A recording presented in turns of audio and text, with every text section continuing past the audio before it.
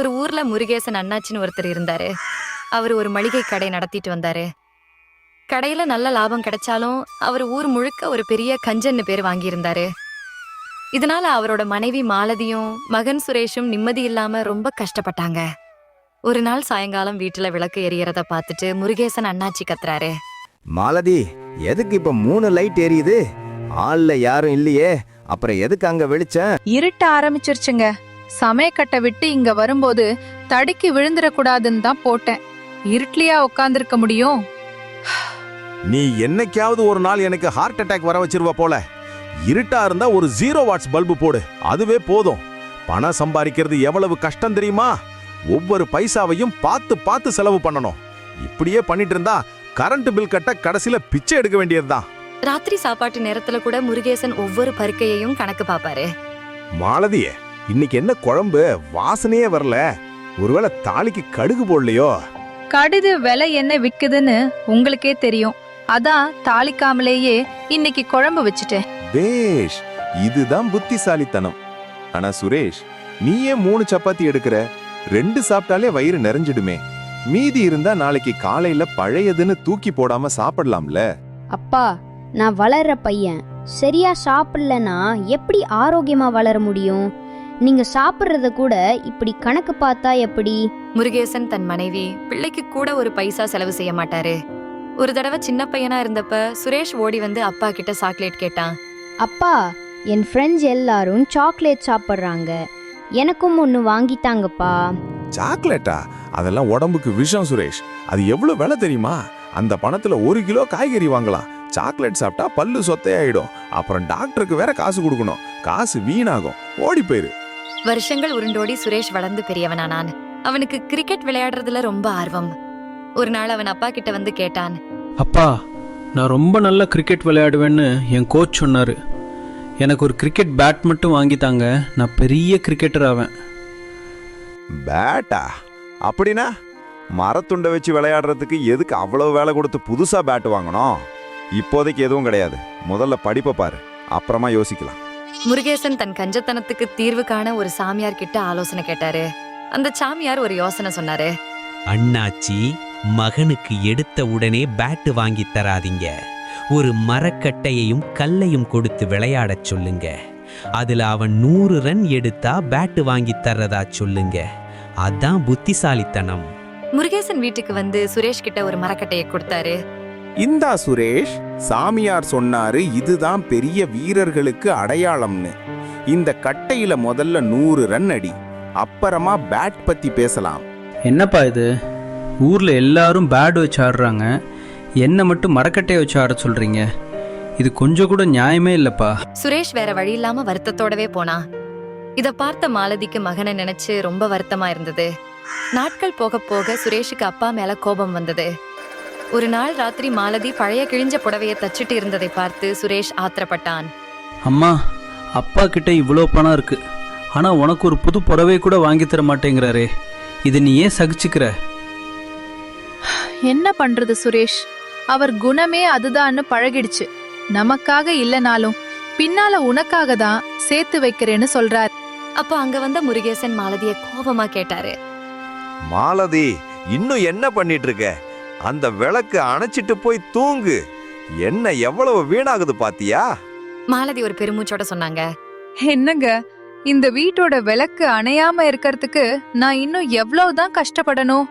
ஒரு புடவை கிழிஞ்சா புதுசு வாங்கி தர மனசு இல்ல. இதுல என்ன வீணாகுதுன்னு கவலைப்படுறீங்க. ஊர்ல இருக்கிறவங்க எல்லாம் உங்ககிட்ட இருக்கிற பணத்தை பார்த்து பெருமையா பேசுறாங்க.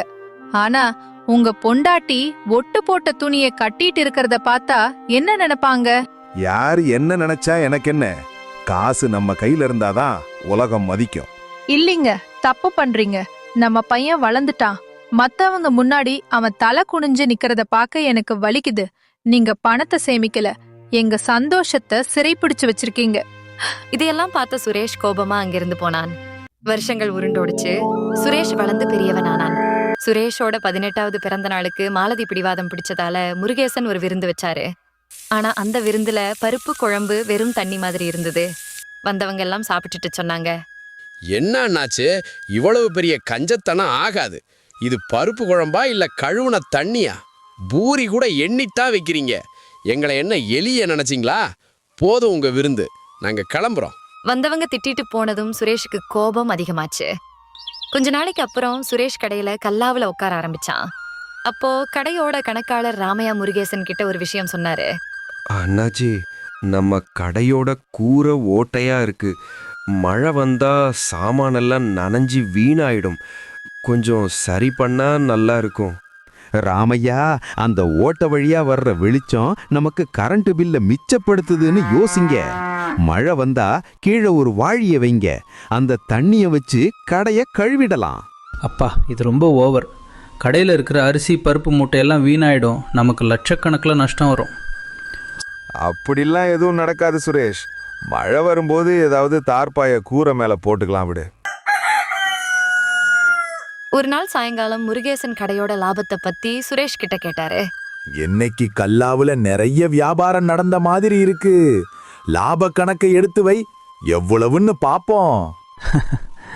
லாபம் எதையும் நான் எடுத்து வைக்கலப்பா. இன்னைக்கு வந்த எல்லா லாபத்தையும் நான் என் ஃப்ரெண்ட்ஸுக்கு பார்ட்டி கொடுத்து அழிச்சிட்டேன். என்னது, என் பணத்தை அழிச்ச? உனக்கு எவ்வளவு தைரியம் இருந்தா கஷ்டப்பட்டு சம்பாதிச்ச பணத்தை ஒரே நாள்ல தூக்கி எறிவ? நீங்கள் கஷ்டப்பட்டு சம்பாதிச்சிங்க, ஆனால் நாங்கள் கஷ்டப்பட்டு தான் வாழ்ந்தோம். இப்போவாவது நான் வாழ்க்கையை அனுபவிக்க வேண்டாமா? பணம் நாளைக்கு வரும் போகும் அப்பா, ஆனால் சந்தோஷம் வராது. முருகேசனுக்கு ரத்த அழுத்தம் அதிகமாச்சு. மறுநாள் சுரேஷ் நிறைய பெரிய பெட்டிகளோட வீட்டுக்கு வந்தான். என்னடா இதெல்லாம்? இந்த பெட்டிக்குள்ள என்ன இருக்கு? விலை உயர்ந்த மியூசிக் சிஸ்டம், புது மாடல் ஃபோன், அப்புறம் வீட்டுக்கு தேவையான அலங்கார பொருட்கள். இதையெல்லாம் நான் என் ரூமில் வச்சுக்க போகிறேன். ஐய், நீ என்ன பைத்தியமா? எவ்வளவு பணம் வீணாகுது தெரியுமா? நான் ₹1 செலவு பண்ண 1000 தடவை யோசிப்பேன். நீங்கள் யோசிச்சதுனால தான் எங்கள் ஆசைகள் எல்லாம் செத்து போச்சு. நீங்கள் சம்பாதிச்சது எங்களுக்காகத்தானே. இப்போ நான் செலவு பண்ணுறேன், அவ்வளோதான். மகனை கட்டுப்படுத்த முடியாம முருகேசன் மறுபடியும் அந்த சாமியார் கிட்ட ஓடினாரு. இந்த முறை ஒரே வழிதான். உன் மகனை வீட்டை விட்டு வெளியேற்றுவேன்னு மிரட்டு. அவன் பயந்து வந்து கால்ல விழுவான். ஆனா இதுக்கு தட்சணையாய் உன் விரல்ல இருக்கிற அந்த தங்க மோதிரத்தை கொடு. முருகேசன் மகனை திருத்தணுங்கிற வேகத்துல அந்த மோதிரத்தை கொடுத்தாரு. வீட்டுக்கு வந்து சுரேஷ மிரட்டினாரு. சுரேஷ், இதோட நிறுத்திக்க. இல்லைனா நீ என் பையனே இல்ல. இப்பவே இந்த வீட்டை விட்டு வெளியே போ. நீங்கள் சொல்லணும்னு அவசியம் இல்லைப்பா, நானே கிளம்புறேன். இந்த வீட்டில் காசு இருக்குது, ஆனால் அன்பு இல்லை. அம்மா, நீயாவது பத்திரமா இரு. சுரேஷ் மூட்டையை கட்டிக்கிட்டு வாசலை நோக்கி நடந்தான். அவன் நிஜமாவே கிளம்புறதை பார்த்ததும் முருகேசனுக்கு இதயம் நின்னுடும் போல் இருந்தது. முருகேசன் அழுது கொண்டே சொன்னாரு. வேண்டா சுரேஷ், நில்லு. என்ன மன்னிச்சிடு. நீ இல்லாம எனக்கு இந்த பணம் எதுக்கு? உன் மேல இருக்கிற கோபத்தை விட பாசம்தான் எனக்கு அதிகம். நீ போகாத. முருகேசன் தடுத்தும் சுரேஷ் கேட்காம கிளம்பிட்டான். மறுநாள் காலையில முருகேசன் வருத்தத்தோட கடைக்கு போனாரு. எப்பவும் சுறுசுறுப்பா இருக்கிற கடை அன்னைக்கு ரொம்ப அமைதியா இருந்தது. அண்ணாச்சி, இன்னைக்கு ஏன் கடை இவ்வளவு மந்தமா இருக்கு? சுரேஷ் தம்பி இருந்தா இந்நேரம் எல்லா மூட்டைகளையும் அடுக்கி 4 வாடிக்கையாளர்கிட்ட சிரிச்சு பேசி வியாபாரத்தை முடிச்சிருப்பாரே. தெரியல ராமையா, அவன் இல்லாம எனக்கும் கல்லாவுல உட்காரவே பிடிக்கல. ஏதோ ஒன்னு குறையிற மாதிரியே இருக்கு. அப்போ கடையோட பழைய வாடிக்கையாளர் ஒருத்தர் உள்ள வந்தாரு. என்ன அண்ணாச்சி, முகம் ஒரு மாதிரியா இருக்கு? உங்க மகன் சுரேஷ் தம்பி எங்க?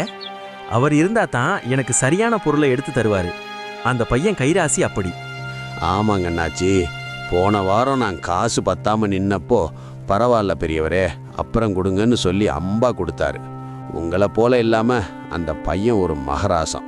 ஊர்க்காரங்க சுரேஷ புகழத பார்த்து முருகேசன் கலங்கி போனாரு. தன் மகன் கடையோட கௌரவத்தையே உயர்த்தியிருக்கான்னு புரிஞ்சுக்கிட்டாரு. ராமையா, எல்லாரும் அவன் எங்கன்னு கேக்குறாங்க. ஆனா நானே என் கையால அவனை வெளியே அனுப்பிட்டேனே. அவன் இந்த கடையோட உயிர்னு இப்பதான் புரியுது.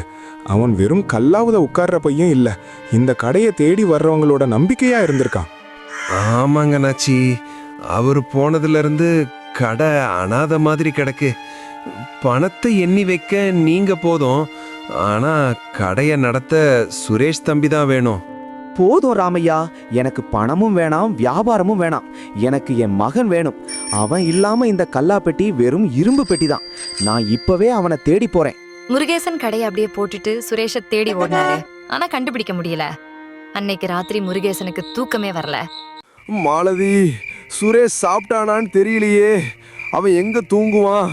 அவன் இல்லாம இந்த வீடு எவ்வளவு பெருசா பயமா இருக்கு. இப்போ எதுக்கு கவலைப்படுறீங்க? காசு தான் முக்கியம்னு சொன்னீங்களே. இப்போ கல்லா பெட்டி கூடவே படுத்து தூங்குங்க. என் பிள்ளை இல்லாத இந்த வீட்ல ஒரு வாய் சோறு கூட எனக்கு இறங்காது. இல்ல மாலதி, கடைக்கு போனா அங்கேயும் அவன் ஞாபகமா இருக்கு. அவன் இல்லாம அந்த வியாபாரமே எனக்கு பிடிக்கல. நான் தப்பு பண்ணிட்டேன் மாலதி. என் வைரத்தையே நான் தொலைச்சிட்டேன். மறுநாள் காலையில சுரேஷோட ரூமுக்கு போனாரு. அங்க சுரேஷ் விளையாடி அந்த பழைய மரக்கட்டை இருந்தது. அதை தொட்டு அழுது புலம்புனாரு. அப்பதான் அந்த சாமியார் தன்னை ஏமாத்தினது முருகேசனுக்கு புரிஞ்சது. சாமியார தேடி போனா அங்க அவர் இல்ல. ஊர்க்காரர்கிட்ட கேட்டப்போ அவரு சொன்னாரு, அவர் ஒரு ஏமாற்றுக்காரன் அண்ணாச்சி. உங்கள மாதிரி நிறைய பேரை ஏமாத்திட்டு ஓடிட்டான். முருகேசன் சோர்ந்து போய் வீட்டுக்கு வந்தாரு. அங்கே மாலதி தலையில ரத்தத்தோட மயங்கி கிடப்பதை பார்த்து அதிர்ந்து போனாரு. பக்கத்துல சுரேஷ் நின்னுட்டு இருந்தான். மாலதி, என்னாச்சு? சுரேஷ், ஏன் இன்னும் அம்மாவை ஆஸ்பத்திரிக்கு கூட்டிட்டு போகல? வண்டி கூப்பிடுறா. எதுக்குப்பா ஆஸ்பத்திரி? அங்கே போனால் டாக்டர் காசு கேட்பாரு, மருந்து வாங்க காசு ஆகும். ஏன் வீணாக செலவு பண்ணிட்டு? சும்மா ஒரு துணியை வச்சு கட்டுங்க, தானா சரியாயிடும். இது கேட்ட முருகேசன் கோபமா சொன்னாரு, டே, என்ன பேசுற நீ? பணம் போனா போகட்டும்டா. என் மனைவி உயிர் தான் எனக்கு முக்கியம். முருகேசன் உடனே மாலதி ஆஸ்பத்திரியில சேர்த்தாரு. டாக்டர் கிட்ட போய் சொன்னாரு, டாக்டர், எவ்வளவு பணம் வேணும்னாலும் தர்றேன். என் மனைவியை காப்பாத்துங்க. என் சொத்து முழுசையும் வேணும்னாலும் எடுத்துக்கோங்க. இதை கேட்டதும் மாலதியும் சுரேஷும் சிரிச்சுட்டே எழுந்தாங்க. பாத்தீங்களாப்பா, பணம் முக்கியம் இல்லை, உயிர் தான் முக்கியம்னு நீங்களே சொல்லிட்டீங்க. இதை கேட்க தான் நாங்கள் இப்படி ஒரு நாடகம் போட்டோம். நீங்க மாறணும் தான் இப்படி செஞ்சோம். இந்த ரத்தம் வெறும் பெயிண்ட் தான்.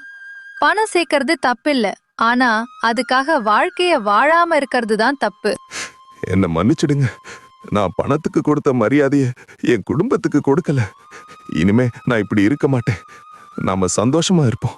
அன்னையில இருந்து முருகேசன் அண்ணாச்சி கஞ்சத்தனத்தை விட்டுட்டு தன் குடும்பத்தோட ஆசைகளை நிறைவேற்ற ஒரு பாசமான மனுஷனா மாறினாரு.